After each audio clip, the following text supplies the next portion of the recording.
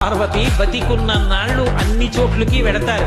ఏమీ తోచట్లేదు, శ్మశానానికి వెళ్ళొద్దామని ఎవరు రారు. పార్వతి నేనంతవాణ్ణంటాడు, పొరుగ్గా ఉన్నానంటాడు, చల్లగా ఉన్నానంటాడు, పండితుండంటాడు, పద్యాలు నాకు నోటికొచ్చంటాడు, ఉపన్యాసం చెప్పగలనంటాడు, నాకు పాటలొచ్చంటాడు, నేను నాట్యం చేస్తానంటాడు, నేను అధికారినంటాడు, నా దగ్గర డబ్బు ఉందంటాడు, నేను పాట పాడగలనంటాడు. ఇన్ని ఉన్నాయనుకున్న వాడిలోంచి ఊపిరి బయటికి వెళ్ళిపోయిన తరువాత వాడిని తీసుకెళ్లి 4 కొత్త కర్రల మీద పడుకోబెట్టి చాప చుట్టి తాడు కట్టి పైన నూలుబట్ట కప్పి తీసుకొచ్చి అన్నీ తీసేసి కర్రల మీద పడుకోబెట్టి కాల్చేస్తుంటే జీవుడు లేచి నిలబడి పుర్రె పగిలిపోయిన తరువాత కన్న కొడుకు కూడా స్నానం చేసి వెళ్ళిపోతుంటే చీకటి పడిపోయాక అయ్య బాబోయ్ చుట్టూ ఉగ్రభూతాలు, నా వాళ్ళన్న వాళ్ళు లేరు, వీళ్ళని నమ్ముకున్నాను, ఒక్కడు లేడని ఏడుస్తుంటే నేనున్నాను రా అని చెప్పడానికి నేను కూడా లేకపోతే చచ్చిన వాడు 1000 మాటలు చచ్చిపోతారని అక్కడ ఉన్నాను. పార్వతి